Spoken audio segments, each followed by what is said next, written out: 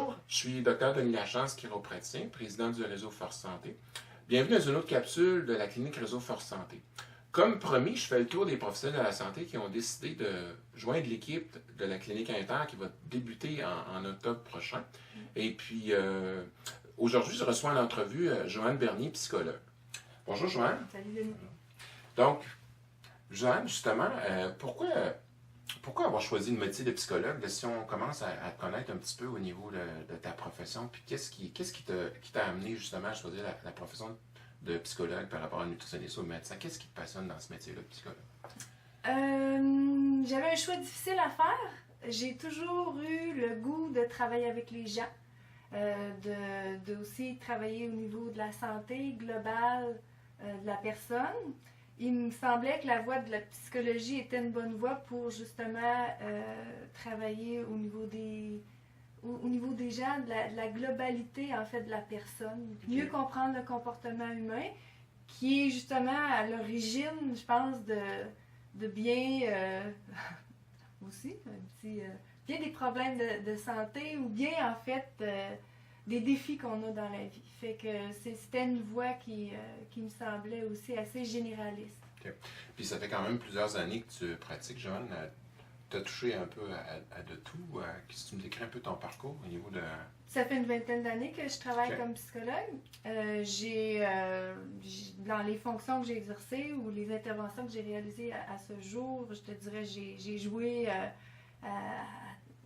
l'enseignante. Je suis allée en recherche au niveau de recherche. Okay. Collaboration interprofessionnelle, communication, développement des compétences interpersonnelles, des habiletés aussi pour mieux entrer en relation avec l'autre, avec soi. Okay. Je pense que la santé mentale, ça commence aussi par mieux se connaître, comprendre aussi nos forces qui nous font agir, puis travailler avec ça pour se développer. Si je comprends ce que tu me dis, l'inter, ça te parle beaucoup. Tu as fait de la recherche là-dedans. Tu as fait aussi, je pense, développer des cours pour l'inter. La formation, de l'accompagnement, beaucoup des personnes, des équipes aussi, que ce soit dans le milieu de travail ou que ce soit aussi sur le plan individuel, en clinique. Fait que oui, puis l'inter, pourquoi l'inter? Pour moi, c'était évident que je peux offrir des meilleurs soins, des meilleurs services si je le fais en collaboration avec des gens qui ont un bagage, qui ont des compétences, qui ont des expertises complémentaires aux miennes. La force du partage aussi fait que, puis pas simplement avec les professionnels, avec la personne, le client, le patient, appelle-la comme on veut. C'est une personne remplie de ressources qui, elle aussi, a à prendre part au développement d'elle-même. Donc, tout ce beau monde-là, tous ces gens-là qui ont un but commun, qui ont le goût de travailler ensemble pour grandir mutuellement. Ouais. C'est ça la force de l'inter pour moi. Et justement, là, si on gratte un peu le problème, je suis curieux de nature. Oui. On souhaite travailler en inter. Ce que je constate au quotidien, c'est qu'on souhaite travailler en inter. Mais quand vient le temps dans l'action de le faire, c'est comme si on avait un pied dans la porte et un pied en dehors de la porte. Qu'est-ce qui nous fait peur ou qu'est-ce qu'on devrait vaincre comme préjugés, croyances, méconnaissances qui nous amènent à rentrer dans l'inter, mais avec un désir en même temps d'en sortir rapidement? En fait, ce que j'ai réalisé beaucoup, je reviens constamment aux bases, que ce soit avec les professionnels avec lesquels je travaille, les patients aussi avec lesquels je collabore, l'aspect de la confiance en soi, confiance en l'autre. Qu'est-ce qui fait aussi que j'ai le goût de m'ouvrir sur des fois des façons de faire que j'ai, qui sont, qui sont peut-être des façons aidantes, qui peuvent bien contribuer, je dirais, à agir sur une situation, mais des fois des façons de faire aussi qui sont peut-être des habitudes, peut-être aussi des techniques que j'ai apprises, qu'on m'a dit que c'est comme ça qu'il fallait que je fasse, puis je continue dans ça, puis je prends pas de recul par rapport à ça. Donc, oser des fois dire, ben, il y a de la place à l'évolution dans ma pratique. de la même façon qu'il y a de la place à l'évolution chez la personne qui vient nous voir. Là. Dans le fond, c'est ça, la routine, faire des choses traditionnellement qu'on fait au quotidien, c'est sécurisant. Oui. Et c'est peut-être là le point que tu dis, c'est que là, on tombe en inter, donc là, on va être dans un nouvel environnement, avec d'autres professions qui ne pensent pas tout à fait de la même façon que nous autres, qui ne voient pas tout à fait le problème de la même façon que nous autres. Donc c'est sûr que ça peut être un peu insécurisant, mais en même temps, si je comprends bien ce que tu me dis, c'est qu'il faut voir ça comme une richesse, dans le sens qu'au niveau connaissance, on devient un professionnel meilleur à faire ce qu'on fait, parce que plus au courant du monde de la santé. Là. C'est ça que je dis. Oui, en fait, l'être humain puis la santé, c'est quelque chose d'extrêmement complexe. On a tendance à agir sur des symptômes de surface. Je vais faire attention à ce que je dis, là. Donc, à dire, je vois ça, donc j'agis sur ça. Si on veut travailler, justement, sur l'être dans sa globalité, c'est reconnaître sa complexité. Puis je peux voir certains aspects avec les lunettes que j'ai, le bagage que j'ai accumulé. Mais ça serait faux de croire que je comprends tout ce qui est là. Ouais. La personne, avec sa vision, aussi amène un élément essentiel à sa guérison, à son processus de transformation. Puis chaque professionnel, il contribue aussi là, avec sa vision des choses. Je pense que c'est beaucoup plus... on parle de qualité des soins, c'est beaucoup plus riche en termes d'approche que de travailler en inter, que de travailler avec des visions partagées, plutôt que de s'en tenir à sa propre vision, aussi bonne, aussi reconnue soit-elle. Ça devient aussi, je pense, moins pesant pour le professionnel de la santé qui ne devient pas un Superman qui doit savoir tout, qui ne doit faire aucune erreur. Puis même pour le patient aussi, de faire affaire avec un professionnel inter, c'est un professionnel qui va être en mesure de probablement développer plus de solutions, va être moins dans des cul-de-sac, va toujours avoir comme, OK, peut-être que lui, je le connais, on travaille ensemble, je comprends ce qu'il fait, etc. Puis je pense qu'avec ma profession, il peut avoir un bon lien. Fait que ça devient aussi intéressant pour ça. Là.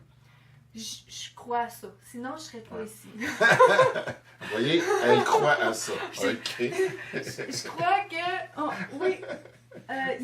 On va dans des approches souvent rapides pour avoir j'appelle ça des fixes rapides. Ouais. Faut revenir justement à regarder les bases. Ouais. Puis ça, des fois, c'est pas toujours aussi évident, apparent que ça. Puis souvent aussi, pour terminer avec ça, là, quand on agit en superficie, on règle très rapide, très temporairement la problématique parce qu'on ne creuse pas assez.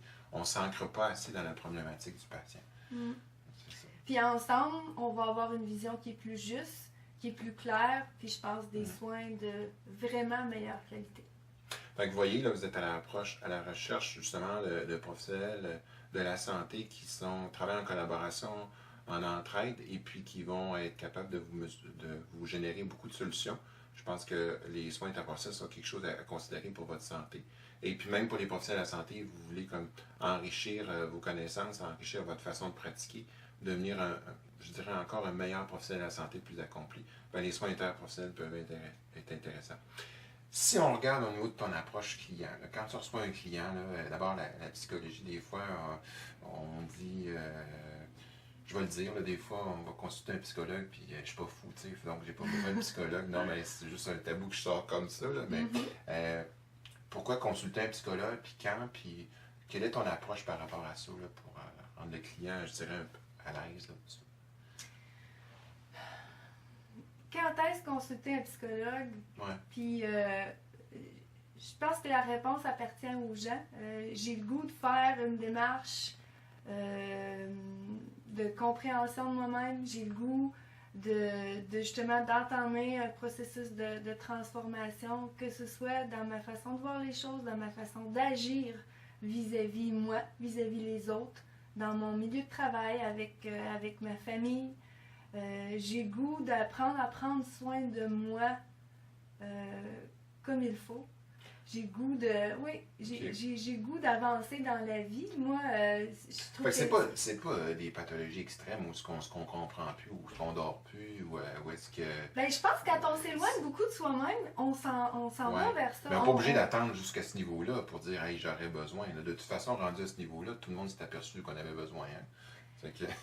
Moi, c'est sûr que je parle pour ma profession puis pour moi-même, mais c'est clair que pour mon bien-être, pour ma santé au quotidien, j'attends pas d'avoir un problème de, je sais pas, là, un déficit nutritionnel avant justement d'aller voir changer mon alimentation. C'est comme la complète intégration que ça va pas bien psychologiquement puis ça se manifeste sur le physique à ce moment-là. Ouais. Alors que si on veut optimiser, puis ça c'est ce que j'encourage beaucoup à faire au niveau de la chiropratique, si on veut optimiser, exemple, on a une décision dure à prendre, potentiellement nous faire cheminer en psychologie, à savoir qu'est-ce qu'on désire, quelle sorte de personne qu'on est, etc., peut nous aider à prendre de meilleures décisions au quotidien. Hein?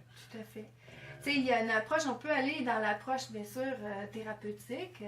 On va aller justement agir, je dirais, sur un problème quand il se manifeste, mais on peut y aller en amont puis dire, ben, je fais de la prévention. Je vois que ça fait quelques semaines que je dors moins bien. Je vois que quand j'arrive dans telle situation au travail, j'ai de la misère à agir, je perds certains moyens, je vois que j'ai de la difficulté avec cette problématique-là, mon enfant ou mon adolescent, je ne sais pas trop comment agir. Tu sais, j'ai des questions, j'ai le goût justement d'entrer en relation avec quelqu'un qui a le goût d'explorer ça avec moi, de m'amener à trouver les réponses que j'ai en moi, puis aussi de m'accompagner dans ça. Ouais. Je pense que le psychologue, c'est une bonne ressource. Il y en a d'autres. Ouais, et c'en est une voie.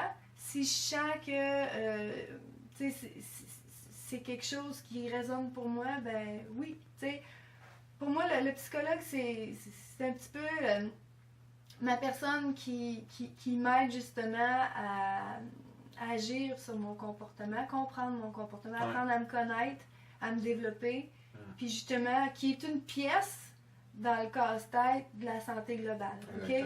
Il y a la santé physique, il y a la santé mentale, il y a la santé sociale, on pourrait aller loin là-dedans, ma santé environnementale. Je pense que c'est un outil. Puis cette personne-là, c'est ça. Puis c'est ça, mis avec d'autres, une bonne santé physique, un bon mental, tout ça, une bonne santé psychologique, ben, ça nous aide à aller plus loin. Là. Fait que ça devient aussi beaucoup plus facile d'intervenir que quand les fondations sont complètement accroches puis il faut reconstruire au complet. Ça devient très intéressant pour ça. Fait que vous voyez, je pense que la psychologie peut aller au-delà de juste, là, comme on dit, de grandes pathologies. Moi-même, potentiellement, des fois, effectivement, je consulte pour m'éclairer au niveau de mes décisions, etc. Je pense que d'avoir un regard de l'autre, nous aider justement à ramasser nos idées, à ramasser qui on est, nous aide justement à aller beaucoup plus loin dans la vie.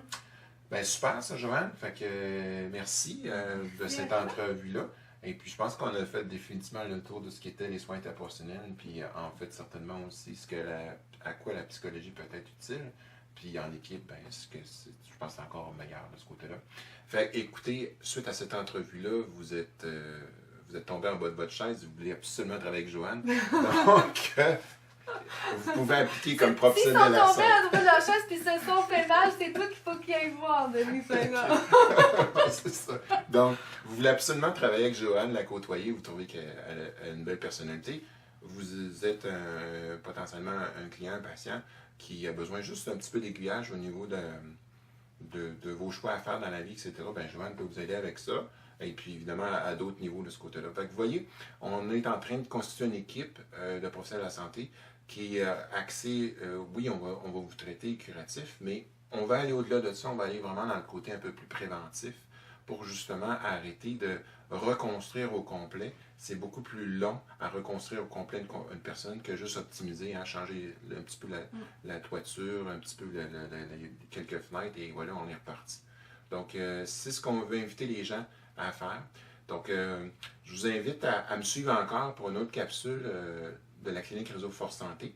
Donc, mon nom est Dr. Denis Lachance, chiropraticien, et je vous souhaite une bonne journée. Merci. Merci.